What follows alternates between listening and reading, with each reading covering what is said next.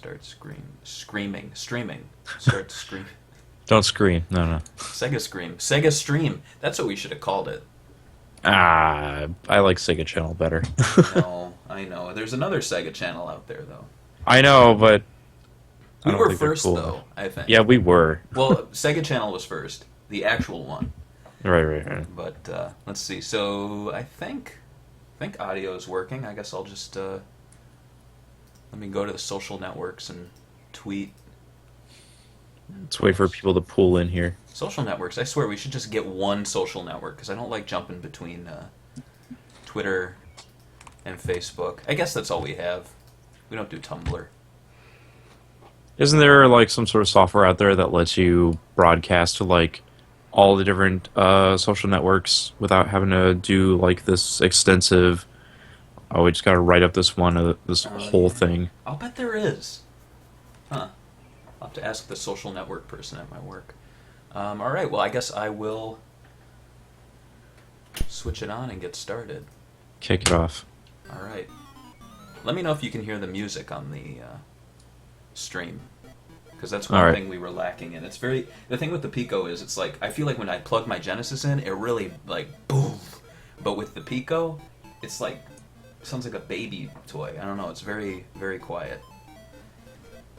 But yeah, this is Tales and the Music Maker, and I accidentally called like I would always refer to it as Tales and the Magic Music Maker, but that's not what it's called. How can you make that mistake? I always saw the box, and also like Tales has a very nice UK potbelly, program, doesn't it? Like, I feel like all those UK shows, it's always like Nigel and the Magic Flute, you know. I don't know. Well, this was developed. Wasn't this developed by Novotrade or something like that? Mm-hmm. Yeah. So that kind of explains it. yeah, explains a lot. Also, again, Tails' huge gut. Yeah, I know, right? Look how fat. Look at those eyes too. In fact, I'll switch over to the book view, and you can see the difference between the art and the book. I'll keep that up for a while too. All right. But yeah, this is Tales and the Music Maker, and Tales. Is this Tales' only solo console game? No, well, maybe console, yes, but you know, there's been several handheld games that have come out. Tales Adventures. And Tales Sky Patrol. Sky Patrol, yeah. And then that's it. That's it, yeah. Which I guess is pretty good considering Knuckles only had one. Amy has never had one. Yeah. Somehow Mario characters have had more spin-off games compared to Sonic characters. Captain Toad gets a game. Like, come on. Yeah, like Toad finally gets a game. It's not even Toad, it's Captain Toad, right? It's like a different Toad. That's like Tails' brother gets a game. Amy's brother, Jamie. So this is the first page, and it's there actually isn't that much that you can do on it. I mean, Tails flies around, and you can poke him, and there's a music note. That might be a mini game, actually. Oh yeah, this is like the modified Green Hill Zone platformer. So I guess what I do, let me see. So there's Tiptoe. Okay, so it's kind of like how 101 Dalmatians launches you into different mini games. Yeah, where it doesn't really seem like there's much on the screen, and then you click something, it takes you to plays sad music when you mess up. Let's see, run. You'd think running through the entire level would actually help, considering it's like Green Hill Zone, but there's no fly over the level option. There's run. Yeah, that would be nice, huh? Run and then jump. I bet I have to do a run jump. It's probably also the lag that's hurting me, which I'll probably just switch my TV on here and play off the TV screen. Yeah, that might be part of it. I don't know how, because you're using the Elgato catcher, right? What's that? A kitty cat? No. Your capture software. What are you using? Oh, I'm actually. It's a pretty rinky-dink setup. I'm actually using the Capture Pinnacle software, so it's actually capturing from my computer screen. Oh wow! And I'm using Dazzle, but it seems to work. Here we go. Now I can do it. So So I'll go run, jump. There we go.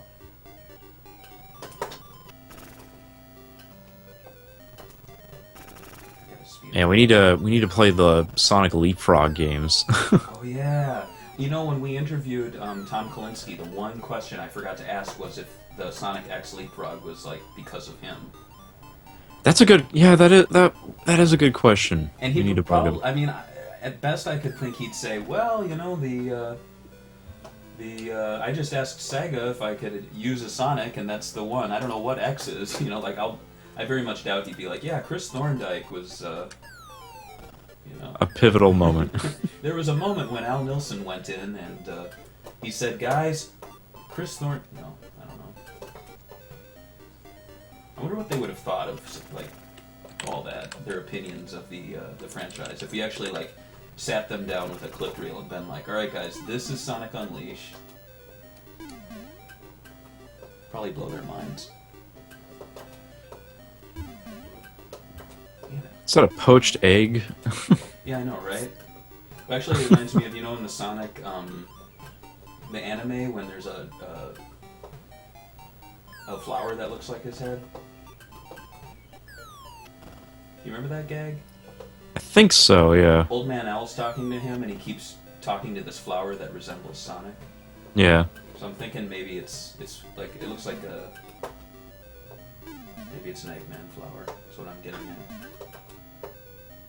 This is kind of like a precursor to Sonic Dash, isn't it? It almost is. You just need to pay some real money in order to be able to make Tails and not screw up all the time. Now it gets, the recoloring on this stage gets really weird in the next one. It's basically, it looks like Tails is under, it looks like Green Hill Zone is underwater. Yeah.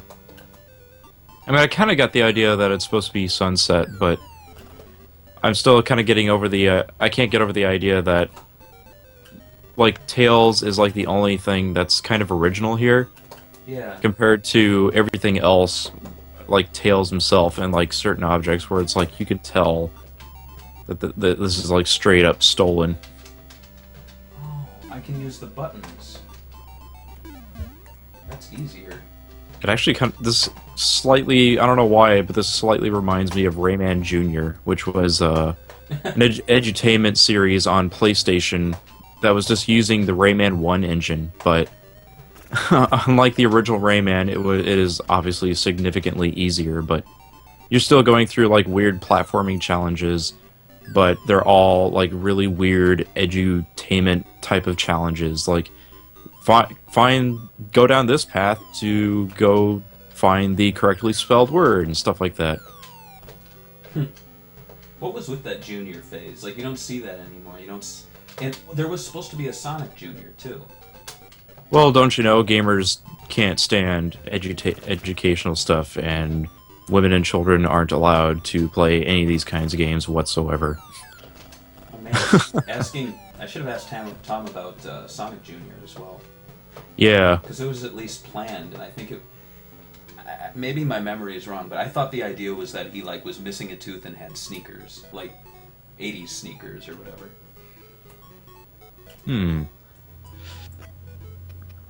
Wonder if that's kind of makes you wonder if like if it would have been involved like Sonic Schoolhouse, or I would assume Sonic Jr. was like a Pico plan title as opposed to like PC or something like that. Likely. Well, some of that Junior games too, they weren't even the same game as the Pico one. Like, Echo Jr. is a completely different game on Pico compared to, Oh, wait. What's going on? Is it musical chairs with frogs? Oh.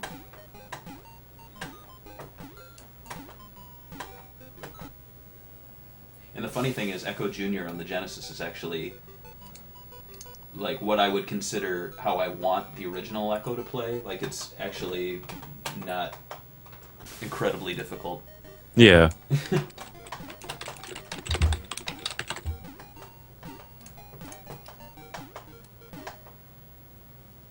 So this is musical chairs with frogs set to the Itsy Bitsy Spider. And you hit the red button, and then if you land on the orange lily pad, you go into the water. Because, this is music, right? Yeah. I'd assume this is to teach kids about tempo. So it's like da-da-da-da-da-da, and you're supposed to jump to the tempo so you can keep away from the orange consistently. Yeah. Can you make one of the frogs crash into you if you don't jump to the next lily pad? I don't think so. Let me see. I think there's always one empty spot. Now, let me see. Oh no, Tails!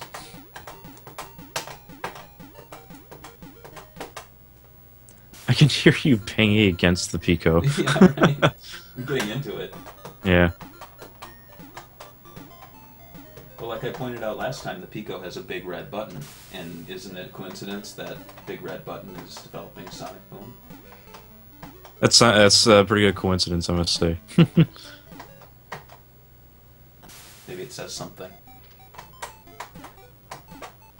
I was playing Mario Kart 8 with a friend of mine, and their kid needed to be distracted, so with Mario Kart 8, I had my control set to a gamepad, like a regular game controller, and then the kid was playing with the tablet because that's the thing that lets you like honk your horn and stuff like that. So yeah, no, kids are fascinated by anything that looks big and inviting. Does the horn honk do anything? Oh, I won. No, it scares quote unquote the other characters on the screen, but it doesn't really do anything meaningful. So it's just a noisemaker. It just affects the characters, but not the race itself. Exactly. That's silly. Did the first All-Stars Racing, the horn worked, but in the second one it didn't, right? Yeah, they did. They had nobody had any horns in the second one. I always wish that the horn like made a sound from their specific game. That would have been a nice Easter egg. I would assume if they wanted to do something like, add in like a horn, like that's something that just kind of comes late in development, since, you need something that, I get it's basically just extra polish, and I guess they just didn't have time for it, for Transformed. Though considering how many times they re-released the game. Oh yeah. That's probably the most re-released. I feel like that's the most. There's probably more versions of that than Sonic 1. I don't know. No, I'd say Sonic 1 has more versions than that. Yeah. I mean, there's like Sonic 1 for iPods and like Java-based versions of Sonic 1 that has been developed for like cell phones and things like that. That's true. There's the Game Boy Advance one, and then there's all the compilations. That's Yeah. Though still, I think in the amount of time, like it was like a span of 1.5 years to 2 years, and we just saw it on everything. Also, I thought this was Sonic's birthday. Like, why are we looking at Tails here? Well, you gotta respect. Sonic wanted it. That's what he wanted. I think it's also like, Sega would like use Tails as like their kids' connection. Like, how. I mean, I would assume for like Sonic X, they had to have like that kid attachment by adding like Chris Thorndike and stuff like that. And Tails was like their only connection. Yeah, that's true. That's a good point. But then he started to, like, in Sonic Adventure, they were like, oh, I'm gonna do this for myself. And they sort of killed that. Exactly. And it also reminds me, because like I've been pulling up some of my old Sonic memorabilia, and I've pulled through like this collection of Topps Sonic stickers, which were like, you got them through like their trading cards like back in the early 90s. Mm-hmm. And Post Scott is actually asking how old Tails is, and for some reason, let's see. Card number 24. Tails is a lovable 4-year-old fox, almost 4 3/4. He's curious, smart, and has lots of energy. I don't think Tails is supposed to be 4 years old. I've never seen a 4-year-old act anywhere near like what Tails does. Maybe he's a child genius or prodigy. I suppose, but I don't know about that. And I know Scott. It also talks about how like Tails has been made fun of because of his extra tail, because he's We can all relate. Yeah. I have an extra tail. So this page is supposed to be like Robotnik's evil pinball music machine. and when you click the ring, you get a little Easter egg, and it looks like, is that the Sonic 3 sprite of him coming by in the background? Or at least a version of it? For Robotnik there? Yeah. Oh, it just brought me into a game.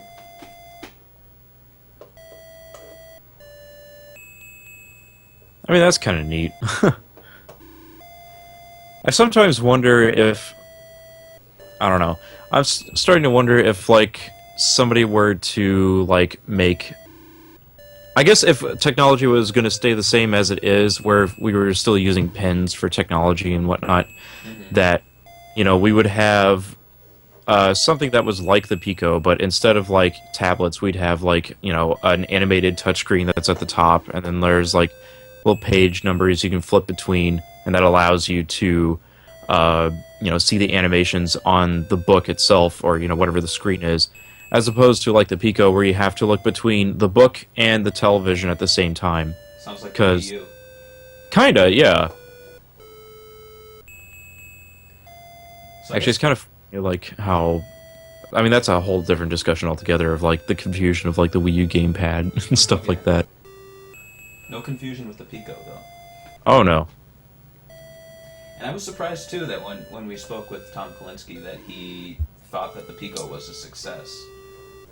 But given his reasoning, it made sense, because, you know, I don't know if you heard the part where he talked about it, but he basically said that it was not really Sega's focus, so the fact that he was able to do this as, I guess, a side project almost for the company, and sell as much as they did sell under the Sega name, was him deeming it a success. So that's what I'm wondering. So, like, the SEGA Pico was largely Kalinsky's idea, as opposed to something that was made in Japan, right? No, it was made, at least according to the Console Wars book, he took a tour of Sega when they were, either when he was new, yeah, he was definitely, like, this was just, you know, one of his first things was to go over to Japan and have a tour. And he saw the Pico in development, and he really liked the idea of it. And so I think when it came time for the Pico to launch, he was a big proponent of launching it in the United States. And okay, that makes sense. I think the then. Japanese were like, they were kind of surprised. They're like, well, why would you want such a wacky thing? And he was like, I see a future in this. And so he got it released over here with 20 games, and despite what you know, the internet will tell you, according to him, it was a success. So, and I mean, when you consider the industry that it spawned too, and I guess it is a success in the sense that the Leapfrog platform took off, and he moved over to that. So, if anything, thanks to the Pico, the Leapfrog happened, and thanks to that, he got a job there. So, I mean, yeah, that's pretty good. I don't know. I would probably say it would definitely be a success, especially if, in terms of, like, you know, branching out into something that people, you know, you wouldn't, you know, it's an untapped market, basically. So this is pretty cool. It's a Tails pinball machine. And it looks to be using, I don't think they're actual assets from Casino Night Zone, but they definitely have that style. If anything, it kind of reminds me of Sonic Spinball. Yeah, I mean, this is definitely really inspired by, like, Casino Night Zone, but wow, like, this looks kind of out of place for something that's supposed to be teaching you music. Like, what's...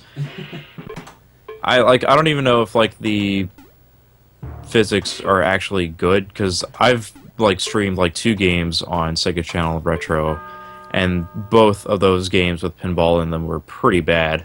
Yeah. So I don't know how bad or good this is. It's decent. I mean, it's basically it doesn't really feel like there are pinball physics. It's more like he goes up and then moves slightly to the right or left. Yeah. But all of the things on the pinball, I guess field or whatever, are instruments, and so maybe it's to teach kids, you know, like, oh, the wood paddles go click click, and the cymbal makes the cymbal sound. Okay. Oh, okay, yeah, I just turned it up now, and now I can hear the different instruments making noises. It's kind of loud. And it's got really surprising, like, quality to them. Yeah. Because this is basically, like, Master System hardware here, right?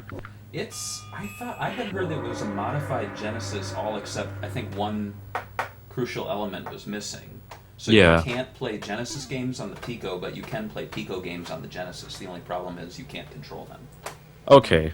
So All right, yeah, that it makes probably is a modified Master System in that sense, if the Genesis can play Master System games. But yeah, the instrument sounds are actually pretty good. Yeah. And you can tilt the game too with the directional buttons. But let me see. So we didn't get that point where we had motion controls. I'm not really sure what the point of this is though.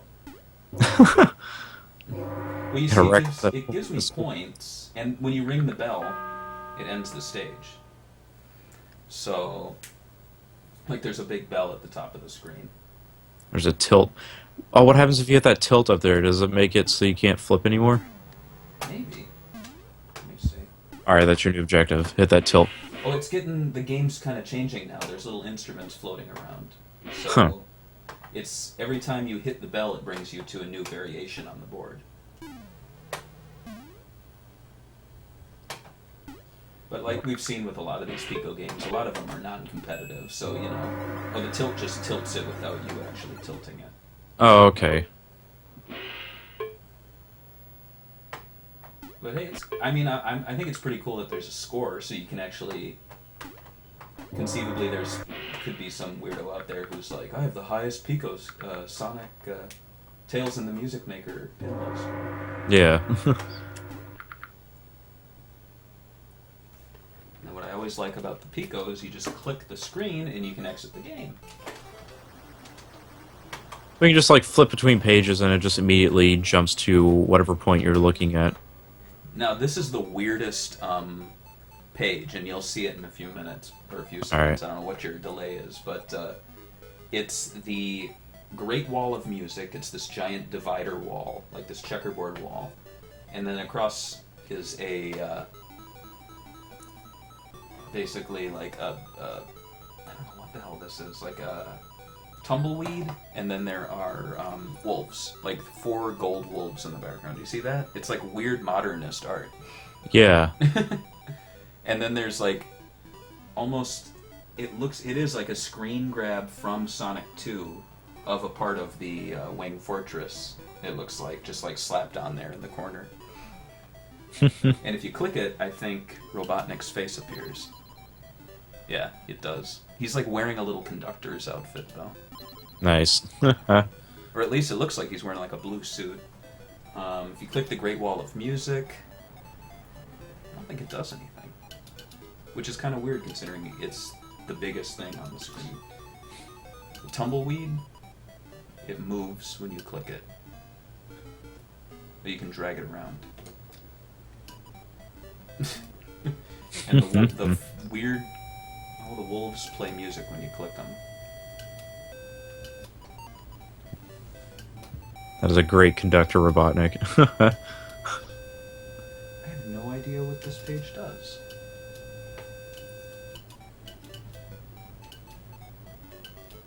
As of now, it doesn't do anything. It shows up at the window. Maybe if I click Tails. Oh, you're supposed to fly over the wall? No? This is to teach kids the liberation movement of music. Is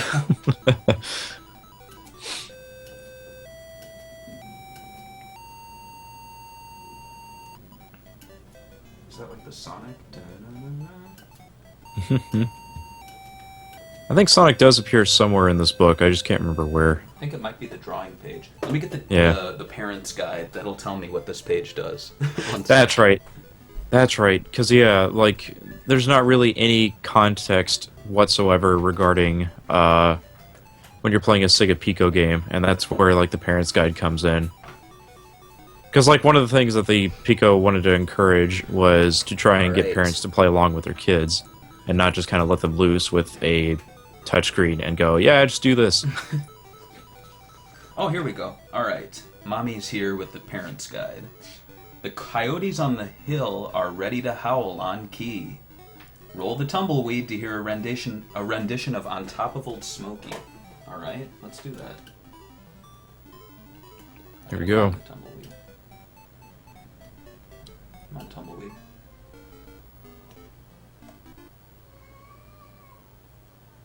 I guess that's on top of Old Smoky. By turning to the third page, children can accompany Tails on another musical adventure. The challenge is to break through the Great Wall of Music to learn more about the values of different musical notes. With the help of the pointer, press on different objects to find a secret passageway. Ooh. Huh. So there's a secret passage here. There should be like, by the way, Mom, this is how you get in there. You know, like if your kid gets frustrated. This is how you get to Hidden Palace Zone. Yeah, right. Oh, that wasn't a passageway. Oh, it's a game of Breakout with Tails. This is actually pretty cool, actually, because you can use the you actually use the drawing surface to control Tails. You can't see it, and so it's really intuitive. Okay, yeah, I see it now. And it's probably better than a rollerball. You know what I mean? Yeah, I think this is like the lone screenshot in Sonic Jam representing Tails and the Music Maker is the title screen, and then it gives you this breakout clone level. That's kind of a weird representation of this game. Yeah. If it moved faster, it could be pretty cool. Makes me wonder if Sega Sonic Arcade would be like doable on the Pico, just with all the crazy controls. Oh, with like the to simulate like a trackball or something like that. Yeah, sure, it'd be possible. Actually, that kind of reminds me of like there was like that movement. I can't remember if it was on the SEGAbits forums or whatever, where people wanted to get a port of Sega Sonic Arcade to like the 3DS or something like that. Oh, yeah. And then after the 3D Classic started coming out, it suddenly hit me as if like, well, that's kind of a no-brainer kind of thing. Like, Yeah. that could totally be doable on the 3DS. Just put a virtual ball on the bottom screen. Exactly. Like there's several other like DS games that have like a fake trackball type of control system, like Pack and Roll. Mm-hmm. And that's a great game too. Do you roll Pac-Man? Exactly. He's been turned into a ball, and you just kind of roll him through all these different obstacles, and you can like slide against the screen to like do a charge dash, and like there's like different power-ups you can collect and whatnot. That's pretty cool. It's a clever little game, but people kind of dismiss it because it's like, it's just Pac-Man and a non-Pac-Man kind of game. There's some good non-Pac-Man games out there. Mm-hmm. Too bad most of them are like rip-offs. Yeah, that's true. Oh, man.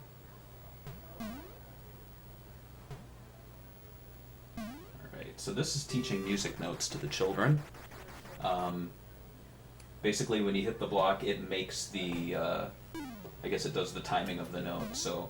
And I used to take music class, I don't remember what any of these are called now.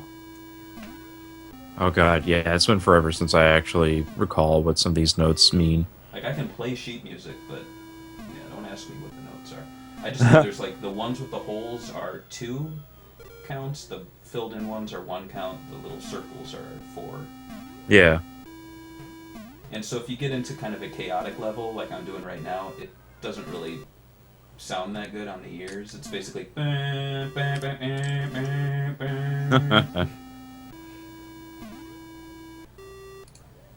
kids like noise, so...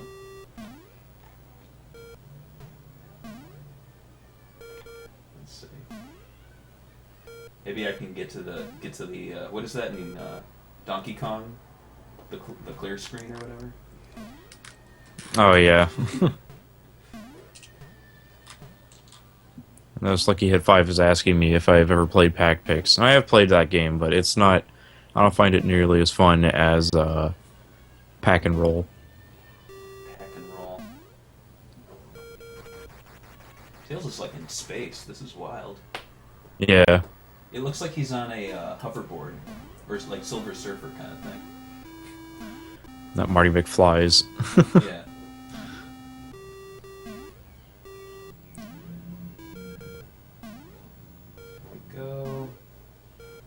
Alright, so let's see. So, the note or like, let's see. So the whole notes are the ones that Whole are notes. like like the ones with the that just look like ovals. Yeah. And then you got half note for where you have the hollow circle and a line stretching, stretching up from the note. Mm-hmm. And then you got quarter notes for the whole ones and a line drawing up.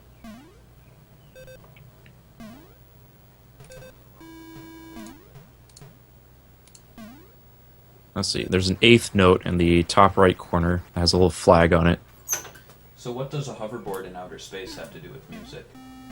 Um, we needed an excuse to make a game, and Breakout is like the one thing that comes to our mind to teach kids. Yeah. Because like that's again, like I know I'm retreading like everything, some stuff I've said the last time you were streaming SEGA Pico stuff, and I think one of the problems like stuff like this has is these are largely designed around people who know how to make video games, and what they're gonna do is make very simple video games that are based on like other more popular games for people who grew up with games like in the 70s or 80s. Mm-hmm. And then you get Breakout clones or Space Invaders. I wouldn't be surprised if there's a Space Invaders minigame somewhere in this Might compilation. be. I'm trying to think. There's no. I'm gonna just click back. I think it just kind of repeats at that point. But I want to get into this wall, and I think, oh no, I didn't get into the wall. Ah, Wait, why did I? Maybe that is the seat. Maybe that is the wall. Maybe the wall is the music game. Find the secret passageway. is there like a solutions guide in your parents' manual there? There is. No, it's just more like a walkthrough. Controlling the action. Cool classics for kids. The game contains Canon in D, Midsummer Night's Dream, and Rondo alla Turca from Mozart's Sonata in A. Oh, okay. Other The kid's excellent favorite. recordings for children include The Young People's Guide to the Orchestra, Peter and the Wolf, Pictures at an Exhibition, and Carnival of Animals. Those are like recommendations, I think. Okay. Um, let's see. I want to get. The strange thing is, I want to get in here. Maybe the. Oh. No. It's funny. Every time I stream, it seems to start to thunderstorm outside. I don't know why. It's storming right now, but I don't think I'm gonna lose power. And if I do, Yeah, I had a thunderstorm on Monday, like early in the morning, and I was like, oh, I hope this doesn't last all day. yeah. Let's see. So now we are making a musical match. We are on the page with all the music stuff. Basically, there's like a bird. It's like a robotic bird. It looks like a cross between Gonzo and Grounder and like a crow. Let me see if I can. I'll zoom in on him and you'll see him. Is that barbed wire? I don't know. I can't tell, at least from the game screen, I can't. Yeah, he does kind of have like a barbed wire wrapped around his body or something. He looks like a screw bird or something. Oh, by touching the bird, the children can learn to play familiar melodies on the keyboard. So I guess we're going to learn how to play familiar melodies. Alright, let's do this. It didn't do it. Let me see. It's gonna play Freebird. Oh, you click the bird and then it kind of like plays happy background music that you can play along with. Huh. The metronome changes the tempo of the music. I don't know what this is. Click on any of the instruments to enter a new activity. I guess it's teaching me about instruments. Ah, sheep's my favorite kind of instrument. Which one? Back on, like, not on the, Oh, wow, what is happening? I don't know what's going on. I want to play the keyboard too, but it's not letting me. See, that's my one complaint about a lot of the Pico games is like, I'm almost 30 years old, and here I am sitting here trying to figure it out, and it should be really simple. But, I know. Again, yeah. I think even actual kids were confused by what exactly you were supposed to be doing here. Then again, that's what the parents' guide is for, but you can't always... You'd think parents would be like, all right, I'm getting you a Pico, so you sit down and shut up and play your game. Exactly. You know, they're not going to sit next to you and be like, all right, using an assortment of musical themes as clues, you're going to learn how to link different instruments and note sequences to produce some familiar harmonies. And Sega doesn't want to put forth the effort to translate a game that uses actual text or something like that. Yeah. So that's why there's not really any reading games whatsoever on the SEGA Pico.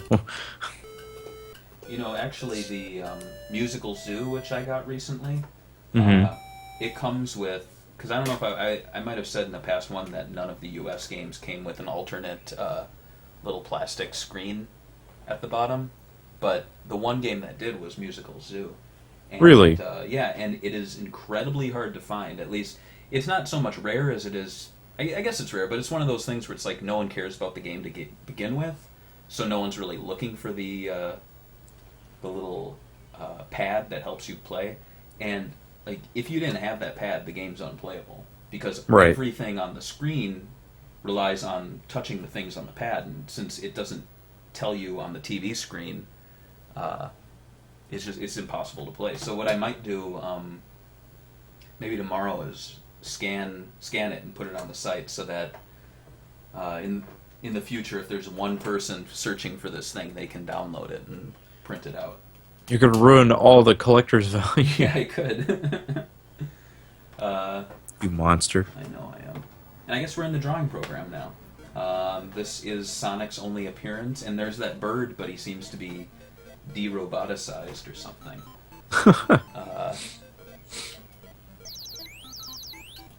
Little tweet. Sonic's got a guitar, which takes you back into the music game for whatever reason. Not that I wanted to be. Oh, this is like the keyboard, I guess.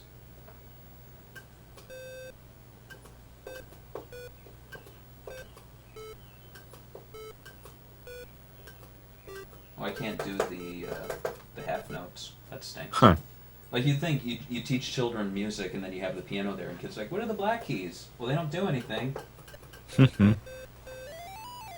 Oh well, go back to the painting screen. What does Tails do? Sonic does a spin dash. Alright. Now it's a party. Sonic's birthday party. I could sit here for hours. I want to draw. Okay, here we go. And the drawing program. Every Pico game has it. I forget, did the Japanese Sonic Game World not have the drawing sequence in it? It didn't, no. In fact, it had an extra stage that you could play instead. The casino level. Yeah. But, some of the drawing... I was surprised that some of the games have better drawing programs than others. The Muppets game has a really cool one where you can do this, like, underwater ripple effect to your drawing, so it, like, animates. A lot of them have this camcorder icon, and I've never figured out what that does. Huh. Like, I don't know if you can make... They say you can make animations, but they never go into specifics as to how that works. Let's see. Yeah, it doesn't tell me what it is. They're just like, do a drawing. You can make an animation. And I'm like, but how? Well, maybe it's... I'm gonna keep drawing my big-nosed Sonic. I'm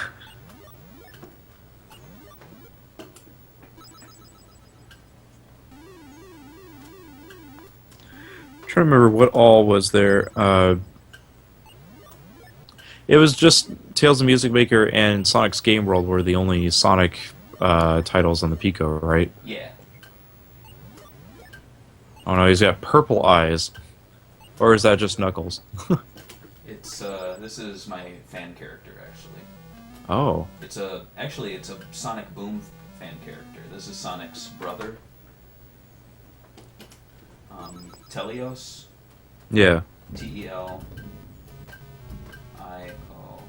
Telios, and that's not Sonic backwards. It's Soylent. Oh, okay. And he's pretty much Sonic's best friend, but he's also stronger than Sonic.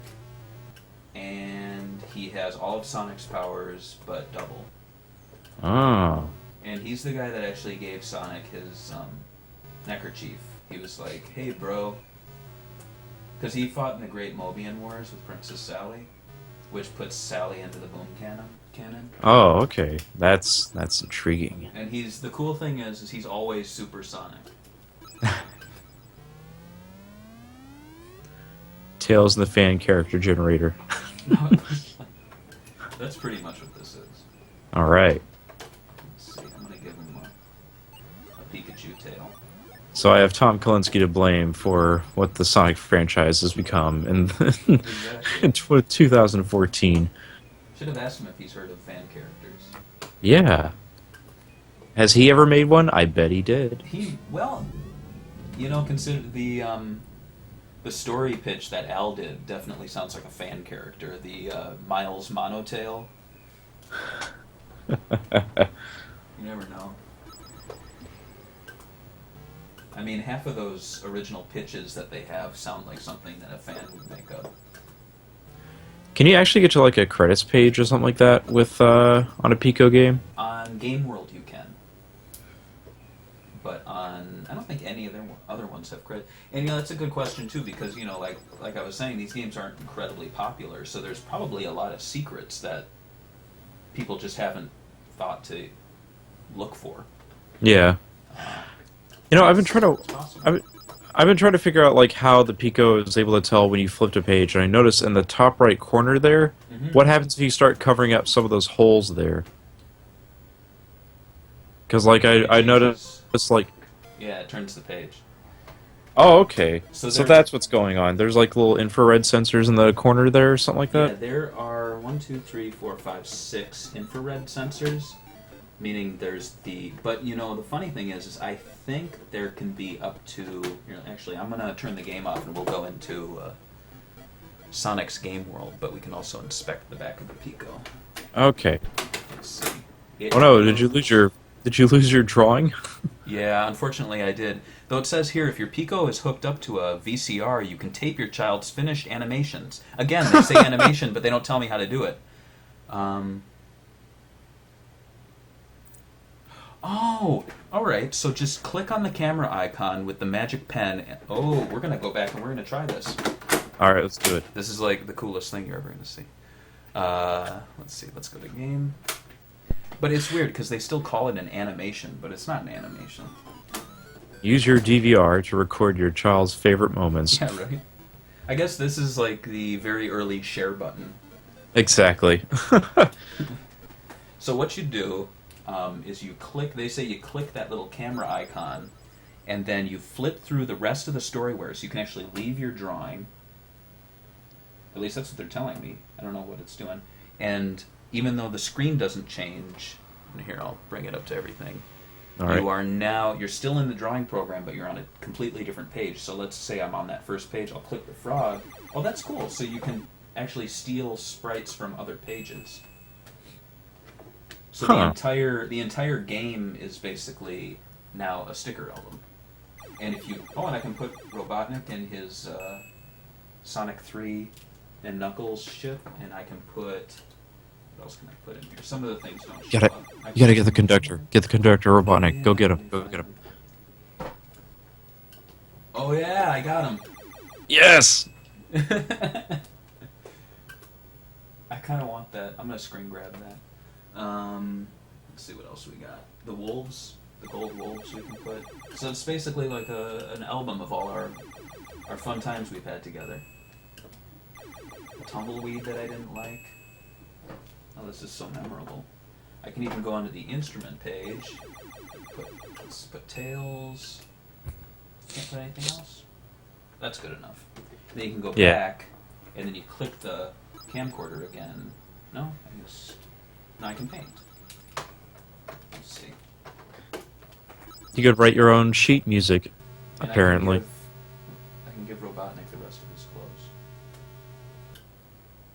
his fan character clothes. Why is he colored blue? No. That's why I feel like it might be like Conductor Robotnik instead of Conductor. Conductor. I like that. Robotnik. When do you call him Robotnik and when do you call him Eggman? I frankly don't care. I guess if I were to be like specific, it would just be like whatever the game I'm playing is referencing him as. Namely, like if I'm playing like an American version. Yeah. I flip between the two. I don't really have a preference. It's the same way that like if I refer to like a Sega Mega Drive or Sega Genesis, I just go with either or. It doesn't matter. Yeah. Yeah, that makes sense. Eggman's got some nice legs going on here. Like, yeah, in the case of this game, I would call him... The weird thing is the design's distinctly Eggman, though. It's not like they used... So I'd call him... I guess I'd call him Eggman, even though it's a Western-developed title. Let's give him his conducting one. It's like he's best friends with Tails now. They're just dancing, they're chilling out. Yeah. Then there's a huge Sonic sitting next to him.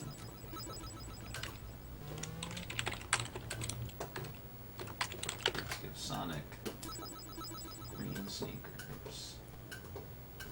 I kind of... Again, I've got my Sonic Tops cards here, or at least the stickers that I've collected over the years.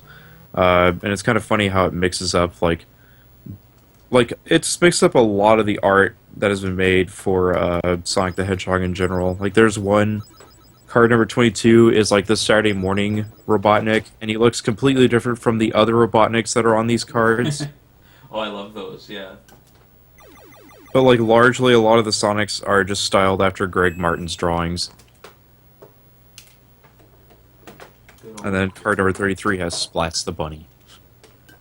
Oh, I like Splats. Tails on the left there looks like he's on fire, but that's just the coyotes. I could make a coyote fire on him. All right. I wonder if it limits me to how many coyotes I can use. I think it's limiting me to how many characters I can put down. I think I reached my limit. Aww. So there is a limit to your creativity. That's also what this game teaches kids.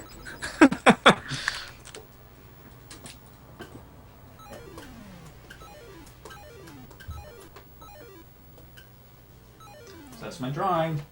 Yay. Good. Wow. Well, that was fun. Well, I learned... So I still don't agree with this animation.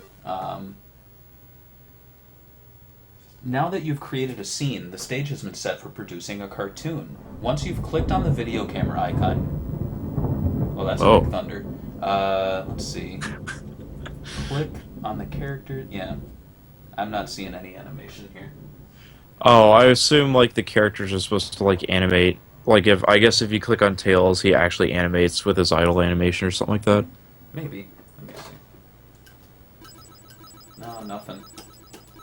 That's weird. Their idea of what an animation is incorrect. So that's Tails and the Music Maker. Overall, it's not bad. It's got some cool mini games. I like the pinball thing. I like the breakout. The Conductor Robotnik is probably the coolest addition to the franchise. Yeah, so I would say if you can find it and you have a Pico, pick it up because it's one of the only two Sonic... Well, actually three technically, if you consider the Japanese game world as a variation since it's so different. Yeah, that's true. Which, speaking of which... Ooh. Let's bring that up. Let me go grab it. All right. Let's switch Japanese Pico game. Sonic the Hedgehog. I don't think Twitch has Sonic's Game World in their massive library of games here. Everything. Oh, yeah, it is. Sonic the Hedgehog's _S Game World. That's better. So there's the Japanese version. It'll show up on the screen soon. I think I've shown the box off, I think, when we did our test stream. Pico games have a really cool box. It's basically like a giant Genesis Mega Drive box. Yeah. Big hard shell. It reminds me of a Disney VHS tape. It's the best, highest res version of the art I've seen too, which is pretty cool. Inside, it's even branded Sega. Let's see, you can see that. And one thing I always thought was strange about the Pico games was that the plastic shell is never consistent. Like, you can look on eBay and you can search up Echo Junior and you'll see about 2 or 3 different colors for that game. And again, since not many collectors probably care about this thing, I don't think anyone's ever cataloged, like, you know, like, oh, there's Sonic Game World, but then there's the blue variation, and then there's the red variation. So yeah, I don't really know if it's randomized, if every game comes in every color. It's pretty weird. Region free, that's also important to know. Oh yes, which is why I can play this. And this was an eBay buy. I believe it was, the guy wanted $40 for it and $20 shipping, and I offered him, I think, 25 or 30, and he accepted, because I figured you never see this thing for sale unless you're going to go over to Japan. Exactly. And it's complete, which is pretty awesome, and I figure, I don't know, for games like this, like, I'm okay with paying the price they probably were when they first came out. Like, that's not a rip-off. Then here's the booklet. Full color books for these, and I think they're pretty similar to the Mega Drive books where they open from the top.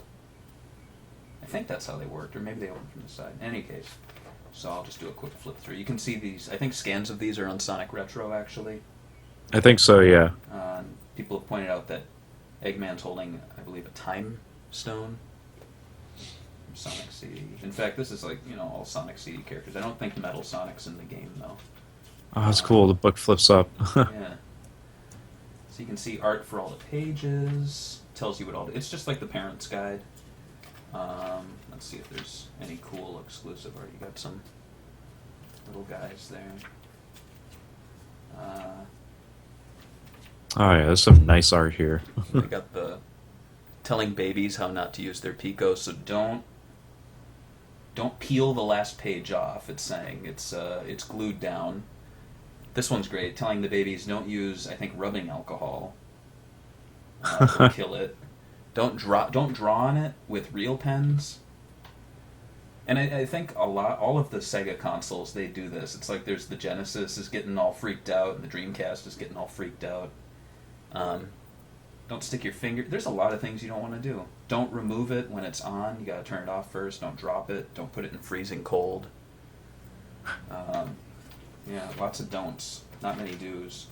And then, of course, there's the Japanese Pico logo, which is different. So, yeah, but let's dive into the Japanese version of Sonic Game World. Let me get to... Alright.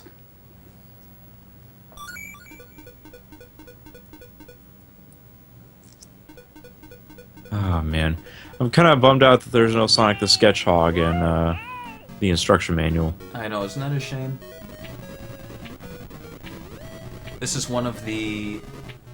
Correct me if I'm wrong, this is the only home console game to feature Sonic, Tails, and Amy, but not Knuckles. You mean for the Pico, or what do you mean? Like, regardless. No, well, Sonic CD has Tails... indirectly referenced in there. Yeah. But I mean playable, I guess. Because Sonic Drift has all of them. Yeah. Because it's that weird period between Sonic CD and Sonic and Knuckles where it was like, well, now we got Amy, but Knuckles doesn't exist yet, so they used Robotnik as like the fourth character all the time. And if you let it play through, also, it's kind of funny. The characters appear in random patterns on the Pico start screen. But yeah, this is Sonic Game World. I think the story is that Eggman's at the top of basically like a Joypolis kind of establishment that he owns, and you have to fight your way through to the top. Let's actually... And actually, I think those were the credits, too. You probably saw it on screen. Oh, yeah. Difference between this one, like I said on the last Pico one we did, I think this one has a story mode and a free play mode, whereas the American one only has a free play mode. I'd have to check that though, because I'm pretty sure that you can play through this and you can't play the final stage until you have a certain amount of rings. Yeah.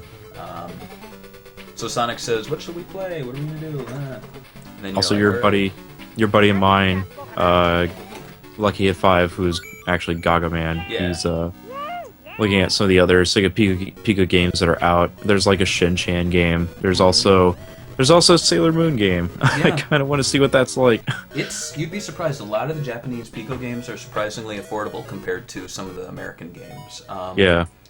The Three Blind Mice game and Smart Alex and that one, whatever that one's called, Smart Alex and Smart Alice in Learning Land or whatever. That one's apparently rare, even though you can buy all these for like $40. But yeah, Sailor Moon's about $30. There's a Disney Princess one. There's Pokemon games. That's one of the things.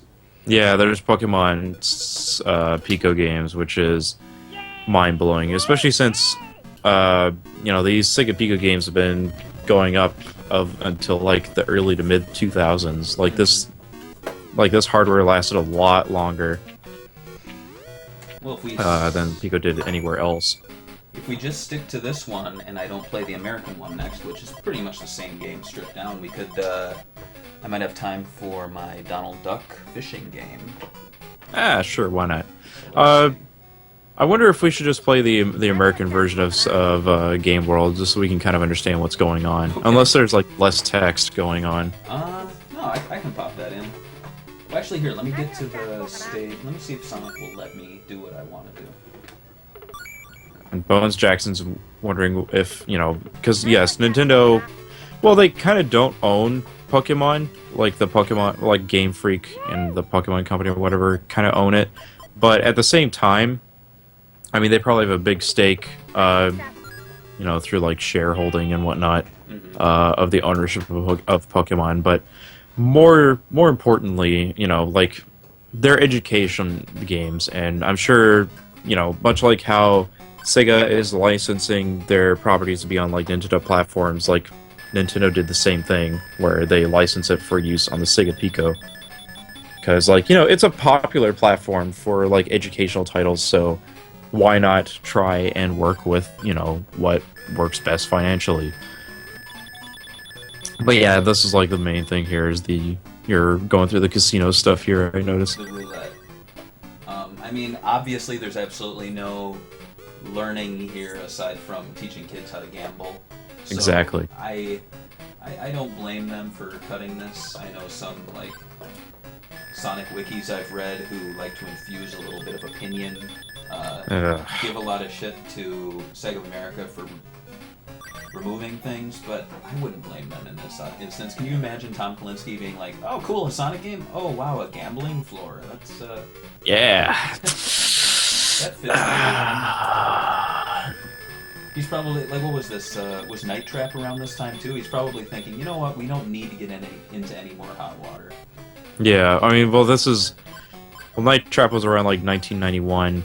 Yeah. And then it got republished around like 94 or 95. Yeah, this is 94. No, yeah, I mean, especially since they started, putting down, since Sega was really big into, their own personal rating system, and then eventually the ESRB came around, was at the point where you started seeing, age gates for these kind of games. And then they started to try and strictly enforce, how that stuff works.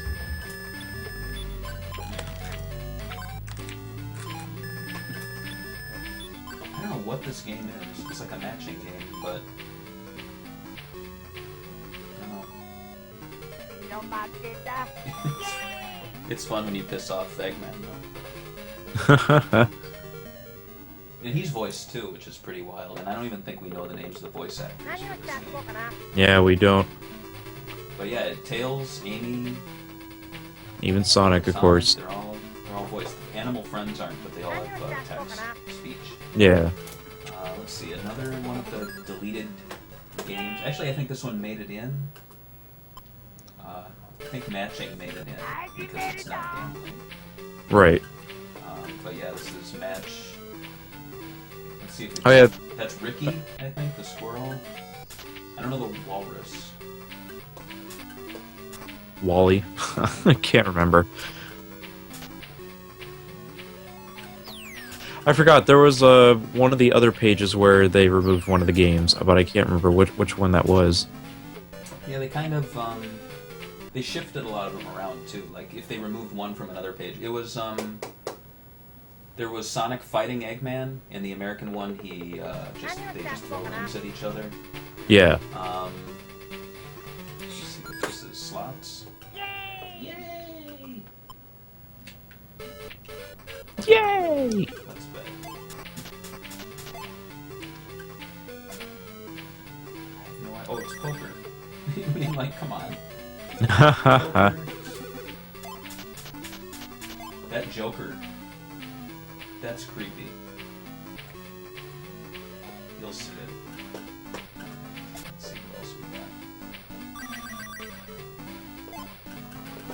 got. I'll be honest, they're not that fun. They're like stripped down casino games for kids. So it's not like you're missing much outside of the scandalousness of playing gambling. The greed and grime of Las Vegas. Like, we want to shield, like, we just want to, like, blank out Nevada from children's minds because they're not supposed to know about it ever until we stop caring about taking care of them. Let's see what else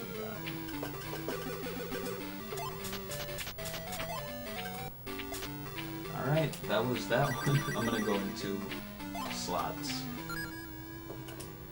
Yay! Yay! What shall we play? Yay!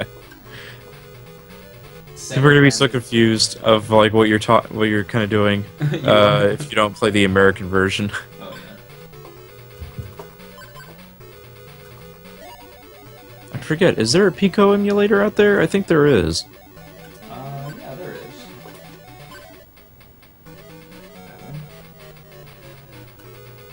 It's a Sega branded pinball slot machine. That's pretty cool.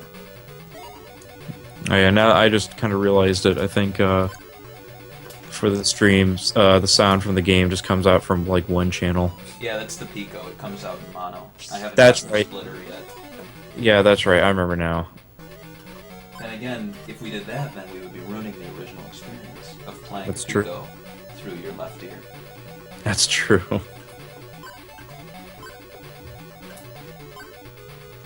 So, I'm not really sure what else there is. Eggman is sitting behind a bar. There's a bunch of drinks that you can see behind him, so that's kid-friendly. Exactly. And, It's grape juice, alright? It's okay. Exactly. Let me see what Orange-looking grape juice. Yeah, let me get the American one, and I will just do a quick page comparison here, because those are always fun for the OCD people out there. Let me get it. Yeah. It's just out of reach.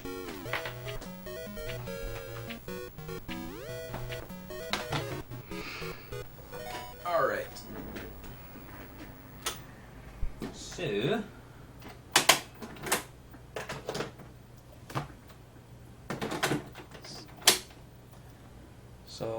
I guess I don't really know how to show this.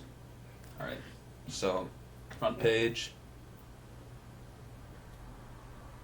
So those Japanese Pico boxes are kind of reminding me of, like, you know, just like you were talking about earlier, the, like, old Disney VHS boxes. Yeah. I was actually going through some VHS boxes not too long ago, and it was mostly me just trying to look through just to see if I could find some like old VHS recordings of games that I've played through or whatever. Mm-hmm. But you know, I ran into some weird boxes. Like there was one for Indian in the Cupboard.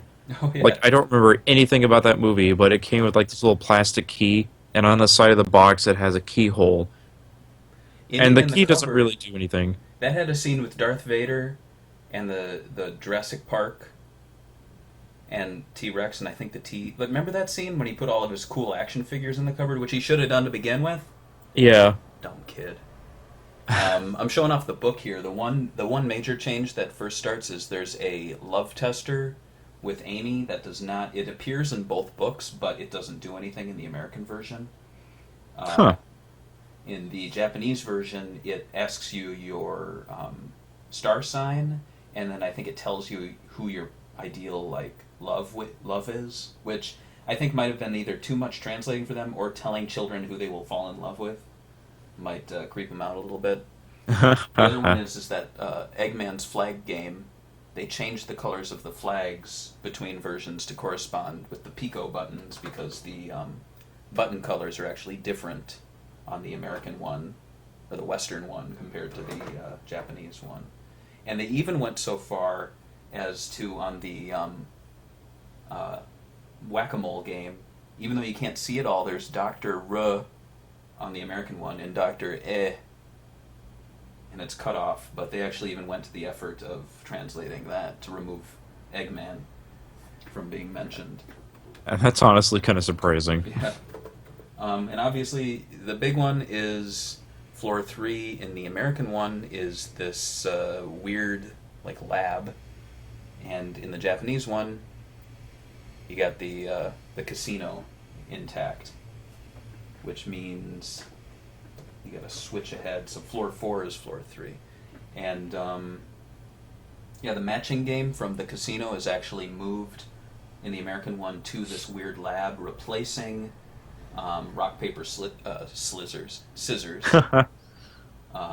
Again, I don't think they should have removed that. That might have been more fun than the matching game, but whatever.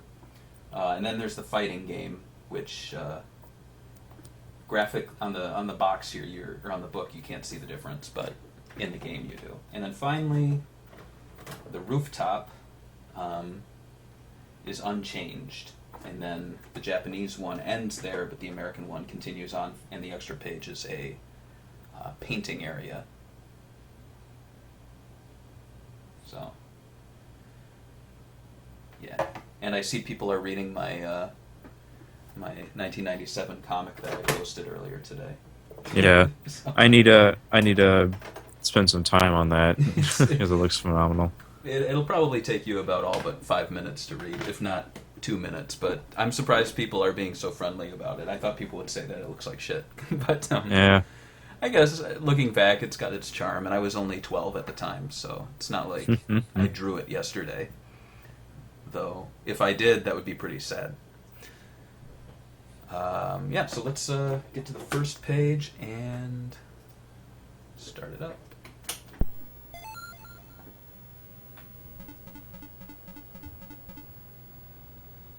So they retained the guys walking on, which is, copyright 1996. Which So this came out later? Yeah, this came out much later. Hmm. It might have been that the Pico sales were kind of slipping, and they were like, we got to get a Sonic game on here. Yeah. So this is Sonic the Hedgehog's Game World. Translated so we can actually figure out what he's saying. And unlike the Japanese one, when you turn the page, it first asks you how many players, 1, 2, your difficulty level, easy or hard. So let's go with easy, because we're children. Yeah, it's not even Jaleel White. Is this okay? But the name, or the voice? Yeah. Let's play as Sonic. Yay! Yay! Yay! What shall we play? What shall we play? I'd say let's play a game on each page. So let's do the racing game. Yay! This is the original All-Stars Racing, All right. titled Car Race.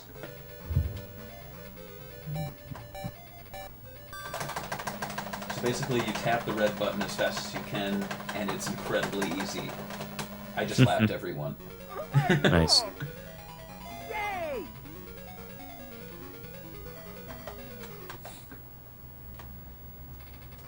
What shall we play? I'll do skee ball since that was so quick. Yay!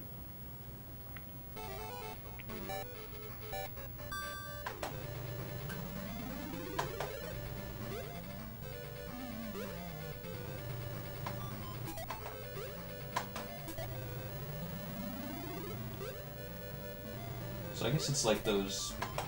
I've never seen them, but I've played them. Those games at the carnival where you see the horses, but you're controlling them through, like, throwing things into holes or. Not sure what you call that game. I'm not a carny. Oh, you mean for the game you're playing now? Yeah. Skee Ball. Well, it's skee ball, but it controls the characters on the top too. Oh, yeah, I can't remember, but it's like, kind of like, because I know like Sega also has like that little horse racing kind of game where you have like each player, like you have 10 stations for different stallions, and you can take care of your own, and then there's like the giant screen where you can see the progress of each one. Yeah. What shall we So play? we can't play the love tester because Sega doesn't want us to find love. Nope. Let's see. Let's do. I love Sonic. Sonic's all I need. Robotnik Bob. I think I've mentioned in the past this one's really cool because you use the pen and the button. So again, it's very intuitive. You need to smack all these Robotniks on the heads. He makes a muffled. It sounds like he's going oomph oomph oomph oomph oomph.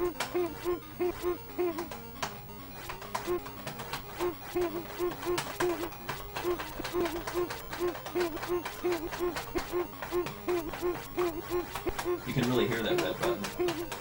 Oh yeah. Again, I'm just surprised like the sound quality is actually decent. Like they kind of realized that they couldn't just use like the Genesis hardware for like just like True. Yay!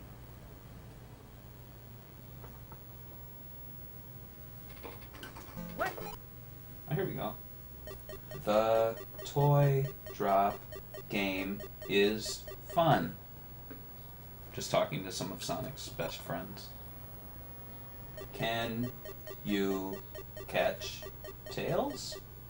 I don't know, can I? Did I? Yay! they just blew their translation budget. Have you played the flag game? I haven't. Do you want me to try it? Yay! Maybe there's more going on to this game. Maybe I'm actually like affecting AI of the NPCs. So what happens if you click on the character you're playing as? I think you talk. They talk. I think they're along for the ride with you. Maybe. That's Oh, okay.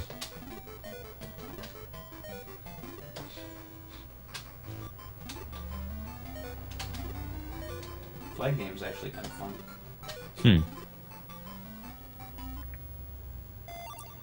Oh, you got Mario flags in the top left corner representing your lives. Oh, really? That's what it looks like to me, anyway. Well, the game world itself, the wallpaper, you can kind of. It looks like.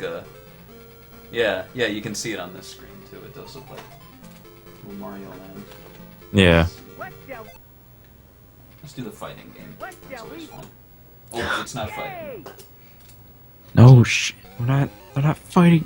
This is probably my least favorite one because it can take forever. I like how, I guess, I mean, it's probably not, like, not quite what they were thinking, but, like, Amy's still, like, the only sole female representation in in this game. Yeah. Because, like, they have, like, a wider audience that they could be, referencing here, but, no, it's still somewhat, male-dominated. That's true. Although there is, like, like the Pocahontas game that you were playing earlier. Like, as long as it's Disney princess related, it's fine. Yeah. What's wrong with that? To be a girl, you must be a princess. To be a boy, you must be a hedgehog. Is the oh, what was that? The Lion King. Is that a princess? I'd say Lion King is, again, more, like, male-ish. Although there's, the two lion cubs that are kind of there. I think she's a princess, isn't it? Nah. I don't think so. If she is like that's like the one Disney princess they don't invite Yeah, that's true. for bestiality reasons. They don't want to invite furries into this mess. That's a shame. Discrimination. I know, I'm a target audience, right? Alright, and I'm gonna go to the last page. So if you click the SEGA blimp, it will play the credits. Oh, okay. So we got Cindy Hardgrave as the producer. Trying to see if I remember any of these from the Console Wars book. Sega Technical Assistants. Wait, so was STI involved in converting this game? I don't believe so. Hmm. Hatsume Bell, Keith, Mike, Adam. I mean, I would assume that they had like a... Oh, right. Like Aspect developed it. Okay. Which explains the music a little. It has a very kind of like Game Gear sound. Yeah, that's right. So yeah, those are the guys that made the Game Gear Sonic games, right? Kyujiro Mikusa did the sound. Yeah, if I'm not mistaken, I think I remember reading that somewhere that the people who made like the lion's share of like the main Game Gear Sonic games worked on this game as well. Mm-hmm. And I kind of like this game better than the Game Gear ones. Yeah.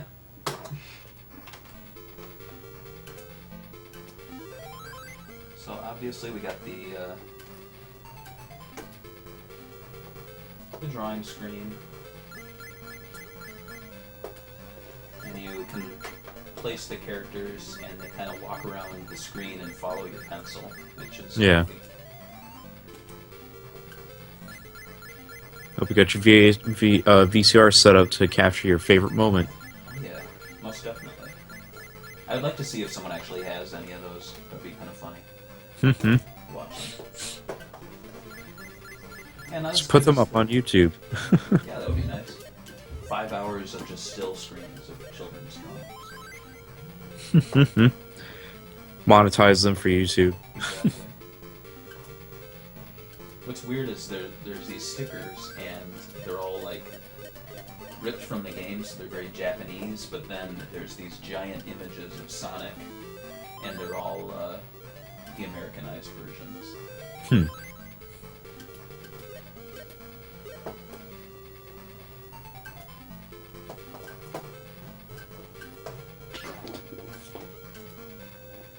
so now we got a screen full of Tails. Tails has a belly button in this drawing. That's kind of weird. What? I'm circling it about 10 times. You'll see him. No, maybe that was my pen. I think you just made that there. What if I was like, wow, Tails has got like a thick stubble on his face, and you were like, what, really? I'm like, yeah, look at that.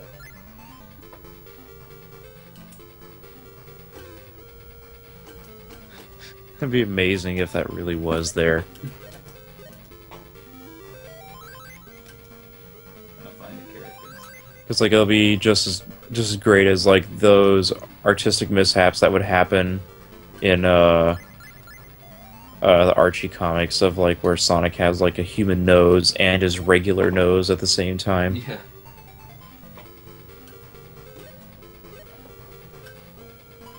We have to make a Sonic the Hedgehog Homer Simpson. All right. So let's see, I'll give him... Let me see it. Maybe I can I edit the picture? Oh yeah, I can. I can give him Homer clothes. Let me see if I can. This will be well worth it. Don't worry. Or you at least made Rasta Sonic the Hedgehog. That would be good. Just put a blunt in his mouth. Everyone was Rasta back in the day. Yeah.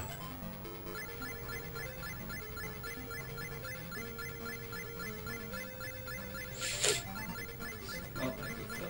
That's okay. Yeah. Do not steal this Homer the Hedgehog.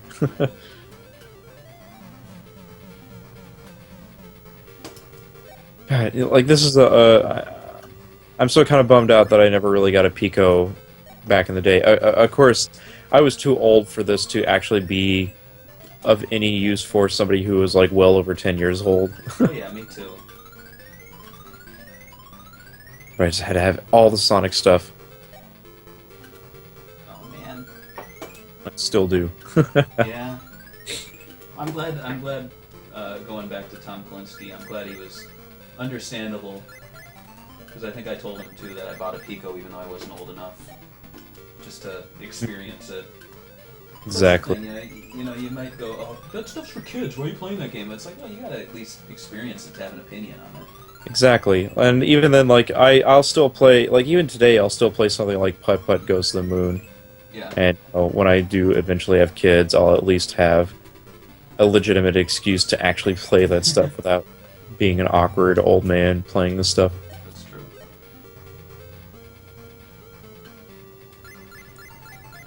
You like Sonic Simpson? He's looking pretty good. Man, that's worth screen grabbing. I thought Homer had brown shoes though. Oh yeah, the tail. I guess Supersonic, all the Simpsons characters are like supersonic Yeah. all the time, except for like Apu. Just draw a skateboard under Homer the Hedgehog here, and then have him fall off a cliff. Have him at the Springfield Gorge. Exactly. Let's see. Maybe I can. I'll have him. The Simpsons cloud background. One thing, if you fill the background in, it takes forever. Well, it's an old paint program. Like, we didn't have the technology like we do, where, like MS Paint on Windows 8 somehow outclasses a SEGA Pico. Mm-hmm.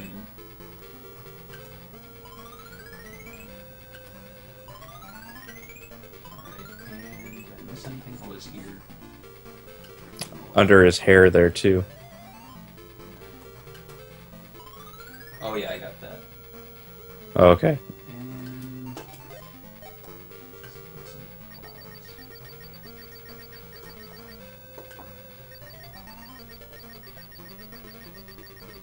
I guess the quality of the paint program all depends on the franchise. The Sonic ones are a lot more fun to screw around with. Let's see. Alright, how do I screen grab? Well, if you can't screen grab, you at least have it on stream. Oh yeah, I got the video saved. Yeah. So that's Homer. Oh, I forgot to sign it. Matt Groening. Matt Groening. Groaning. Did you ever play the Simpsons game? Which one? Oh, you mean like the EA one that came out? Yeah. The most recent one? Oh, of course. Yeah, I did. I liked him as the final boss, or one of the end bosses, and he was like, "It's pronounced groaning. Why do people keep saying graining?" That was, I gotta say, despite the gameplay itself being really, just kind of like the usual character platformer, it was a really good game. I thought it story wise, and it was fun. I think for people who are like into The Simpsons, they'll get a pretty good kick out of it. And in my opinion, it came out around the same time as the movie, and I thought it was more entertaining than the movie was. That's true. Yeah, yeah. Well, it had a lot of things that the movie didn't have. It had Sideshow Bob, Kang, Kodos. Exactly. Mr. Burns was in it a lot. It seems like they utilized all the villains that people wanted in the movie in the game. Yeah. Even like Bender and Zoidberg are characters you can fight against and whatnot. Yeah, that was kind of cool too. And there was a whole Life in Hell stage, at least on the DS version. Oh, there is? Yeah, it's like a black and white world, and there's all these bongos and. Yeah, I never got to see that. Yeah, it's worth getting. It's if you can get it for like $10. Let's see. I guess it's running a little late. I'll just do a teaser of the Donald one, and I'll do like a full one in a future one. Sounds good. Let me go grab it.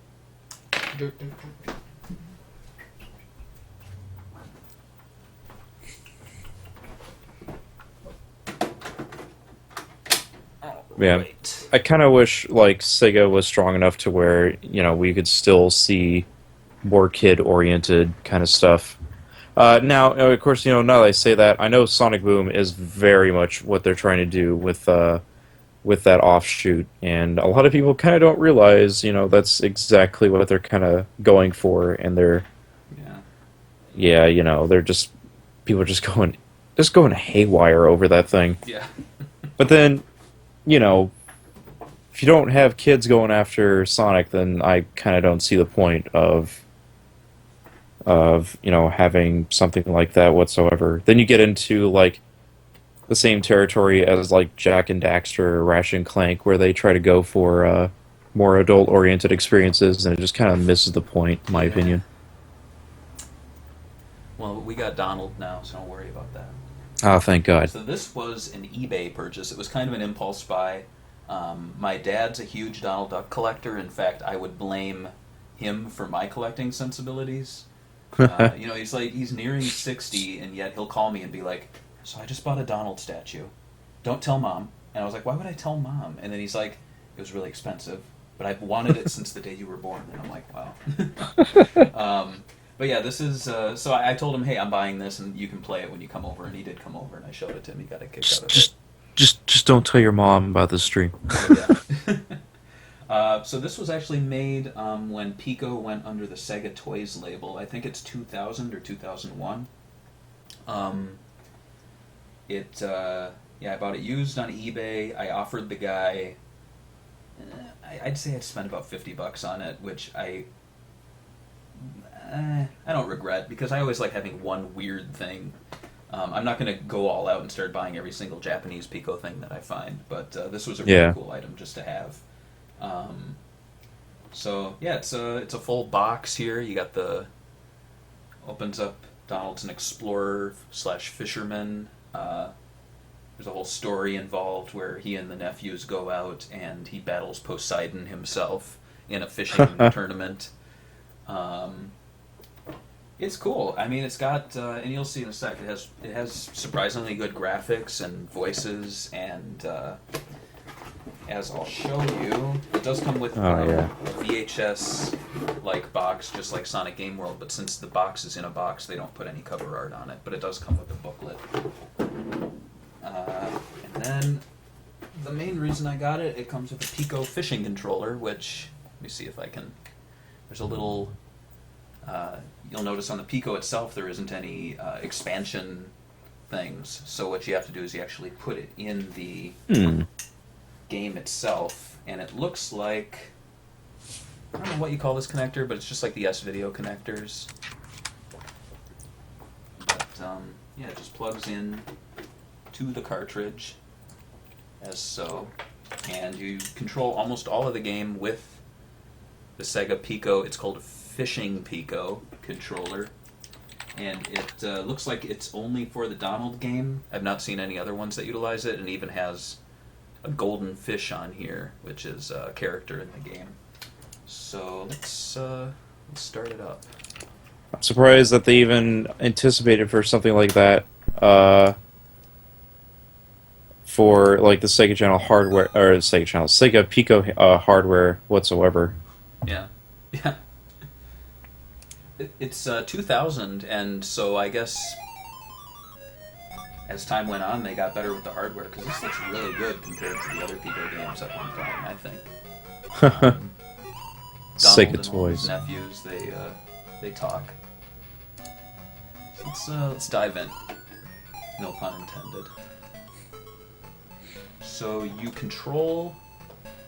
Let's see if I remember it right. You can click around on the screen with the pen to select things. The fishing controller, despite the big yellow tip at the end, that does not do anything. It's only the buttons and the crank that actually operate the game. So let's get a fishing game started. Let's see if I can. I gotta hear a Japanese Donald Duck.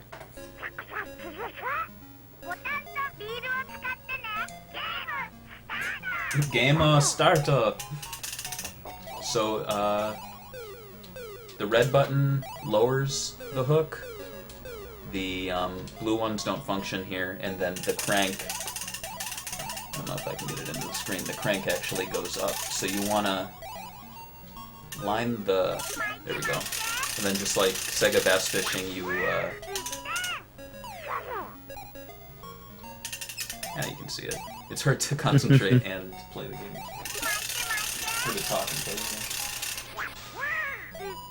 He says yatta, which is kind of funny. Aw, man.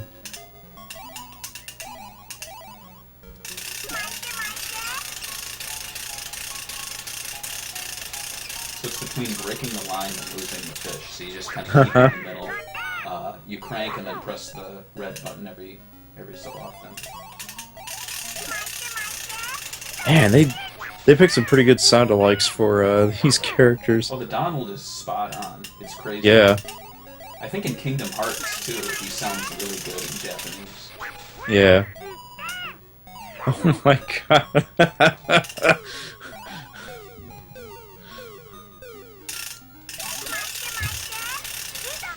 God.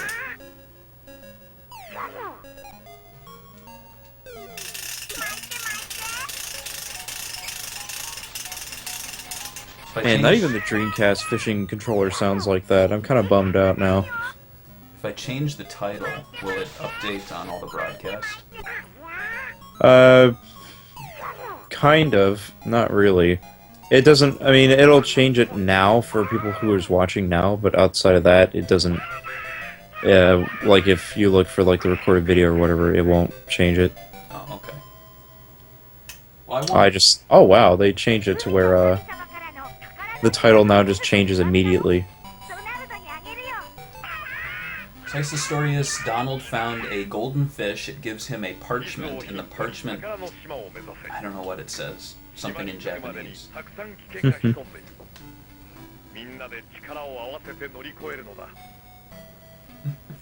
I see Gaga Man's enjoying it. I thought he went to bed. I thought he was like, bye, guys.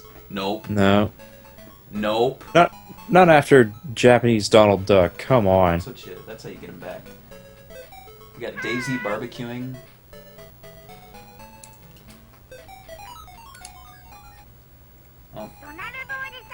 Oh, this is, the nephews also, they teach, what fishing gear is, I think.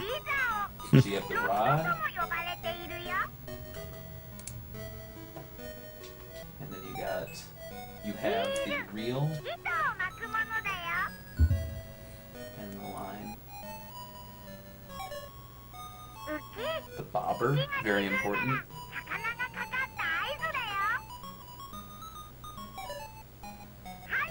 The worm, the bait, you need that. Very, very important. Yep. Reel. And the tackle box. See, this is way more involved than what we got out of most of the other SEGA Pico games that came out in America. Like, they're actually putting words up on the screen. Characters are talking to you. Like, see, like, this is exactly my problem that I think Tom Kalinske couldn't really fight, is that, again, you're dealing mostly with, a bunch of like American developers that mostly would rather just make make a video game more so than an edutainment title. Yeah, the Pico games are just answering Gaga Man. He says he only has a handful of games and not a fully working system. Well, you better rectify that so you can go fishing with Donald Duck like I am. God, I want a Pico now. There's even crazier games where it's an entire cooking set where you can like, I think, hook up a like griddle or whatever, and you can like flip things.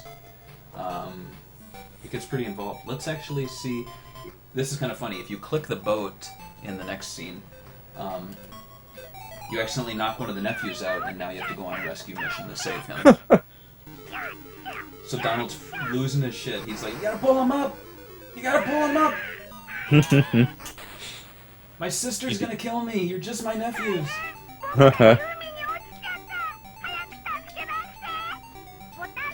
So this is where you use the blue buttons and you move Donald back and forth to throw life preservers at his nephews. And then you reel them in. You like Donald freaking out? I know all the kids fell over. Yeah, that's kind of weird.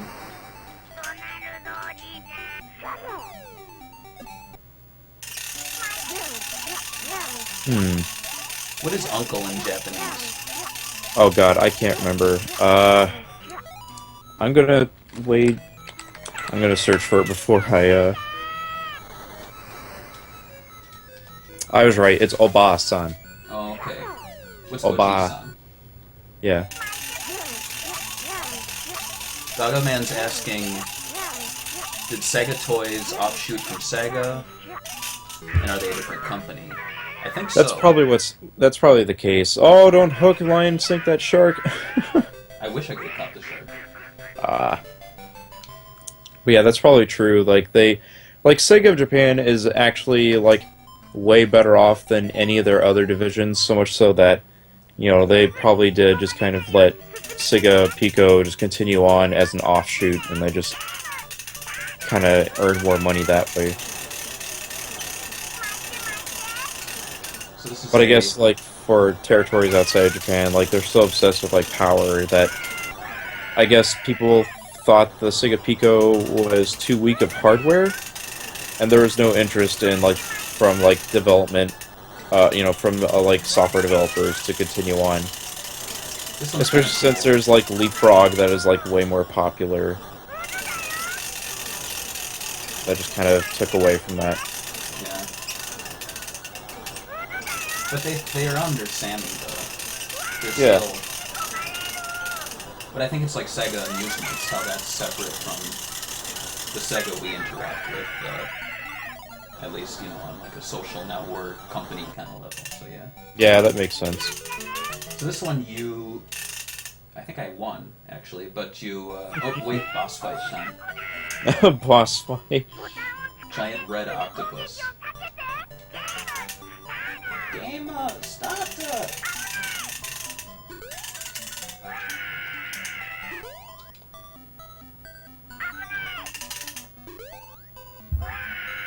I love when all the nephews scream.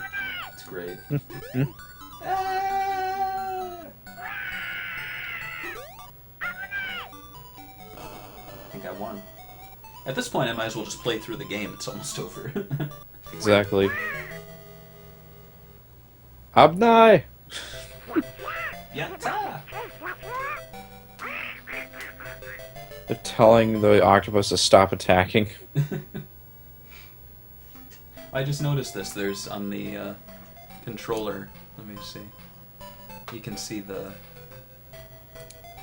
string. I guess the fake string. They have little plastic dimpled.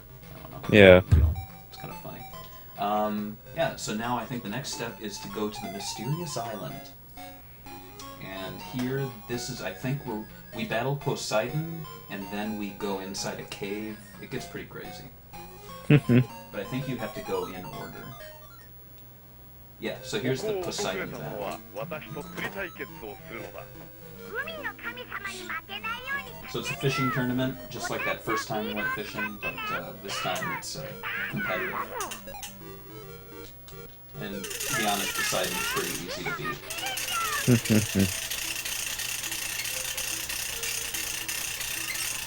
I like it too because when you look at him, he looks like Ariel's father, but like duck version. That's pretty good. Yeah. I'd like to think there's like a duck Ariel out there.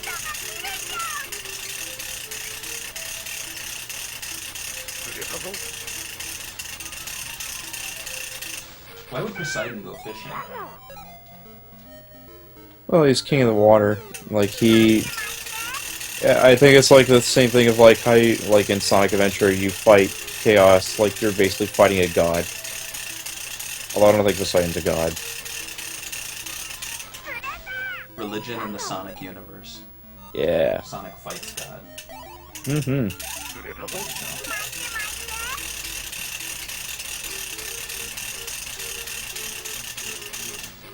Oh, hell yeah. Domo! Oh, so that's what the crab snips your bait off. I never saw him do that before. Yeah. Asshole. Alright, here we go.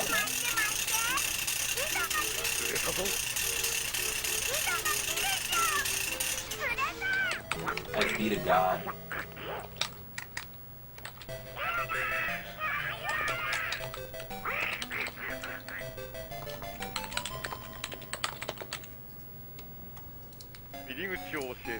Alright, now we can go into the mysterious cave. Oh! I remember what you battle now. Alright. So this game, you have to match... Oh, he is a god of the sea. Okay. Yeah. Ariel! Look, ducks can't be gods, alright? So this is randomized. Last time I played it, you'll see in a second, it's a an ancient cave and you need to catch fish that match the three shapes on the wall. But it looks like they mix it up every time because this time there are different shapes. So that's kind of neat. Oh, that's kind of funny. Let's see.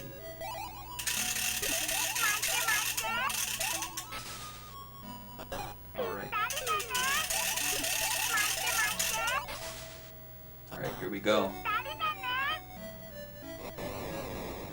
It's kind of cool, actually.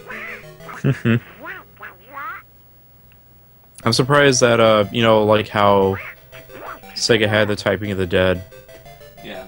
that they didn't really have an equivalent, like, offshoot game, you know, based on the fishing controller or whatever.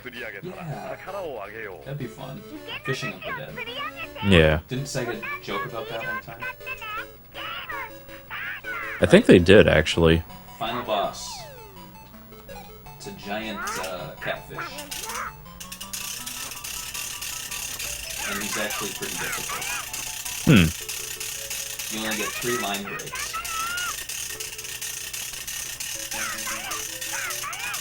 It's not as bad as last time. Oh! Maybe not.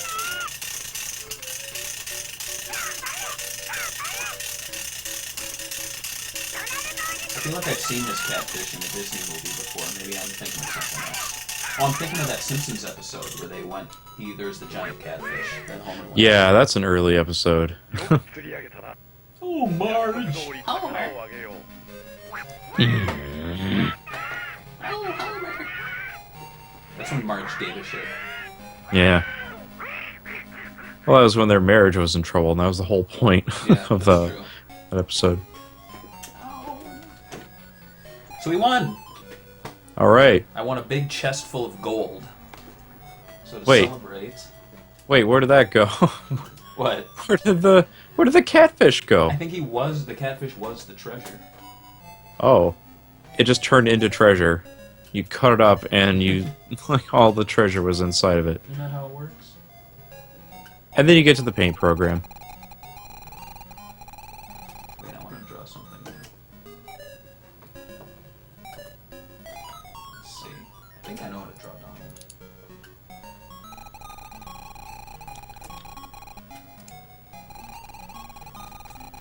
Not really.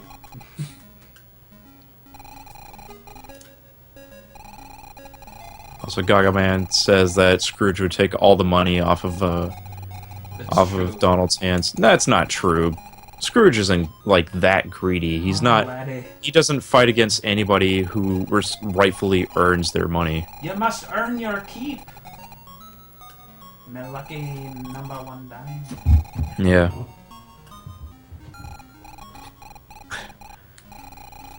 So we're gonna get our Donald Duck recolor going on here. Yeah, right? Just pose Donald in a Sonic Adventure pose. Oh god. I wasn't expecting rabbit ears for eyes there. Oh, wait, I'm using the wrong. This is a disfigured Plucky Duck. Yeah, it does look like Plucky Duck. What was with Plucky Duck? He was like... What was He was an offshoot of Daffy Duck. But was he, like, related to him in any way? None of them were No. related. Yeah, none of the Tiny Toon characters were related to any of the Looney Tunes ones. They were just kind of offshoots of those characters. Doppelgangers.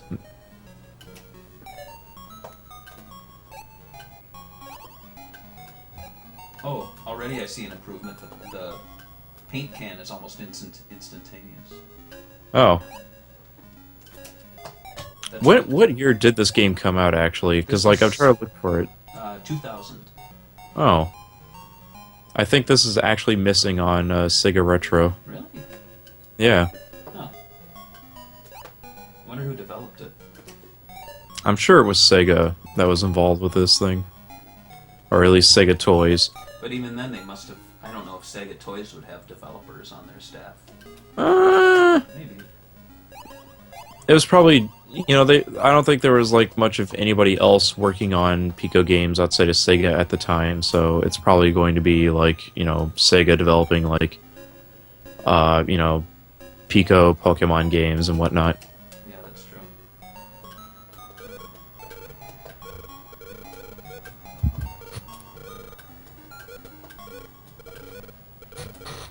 Was it TUNES, Tiny Toons, or was it TOONS? TOONS. I could have. I wrote TUNES, but I guess that makes it copyright. It's my copyright now. Yeah. I should make a T-shirt of this and sell it. Let's see. Sounds good. No, I don't want to delete it. It's a really good drawing. This is my favorite part. The stickers.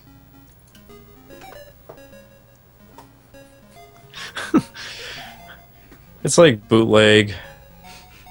It's bootleg Tiny Toons with like Plucky Duck, but he has a wife beater shirt. And Huey seductively rubbing. Oh no. I like how he's like, This is going poorly. where's Donald? Where's Uncle Donald? There he is.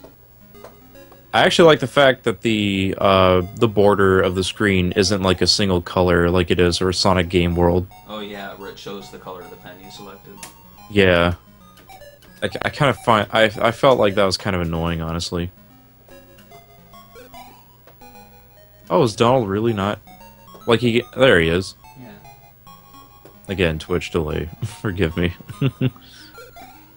So is that it? You don't get Daisy Duck? No, she's grilling, but she's not. She doesn't get to play. Weird. So you can't, like, go capture her from, like, the other pages or whatever? No. Yeah, I guess that's one of the perks of the Tails one. I wonder if any of the other games actually do that. Take that, Louie.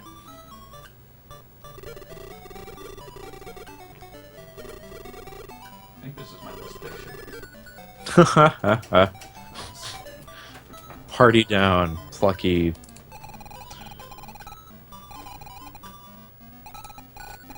And then,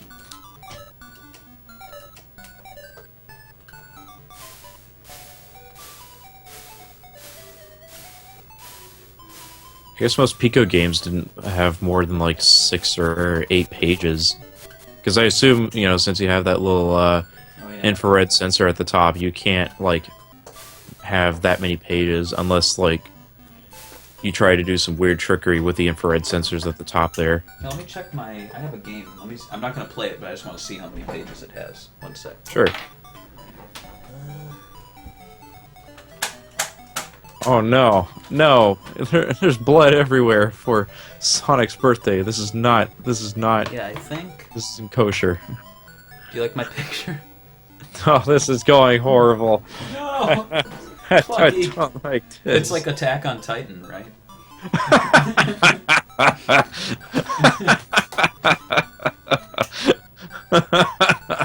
Oh, this is terrible.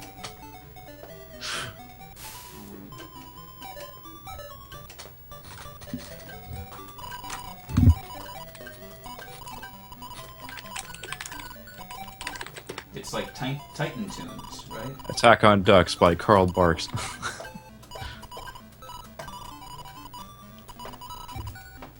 Yeah. Oh, I think Mickey's Blast into the Past is the only game that I know of that has more than 1, 2, 3, 4, 5 pages. Actually has. You can see the. Here, let me get the thing up. For more obsessive compulsive folks. You can see Fire through CR. it's got an Say extra this amazing moment. page. You like it? Oh God! Turn it off! Turn it off! Turn it off!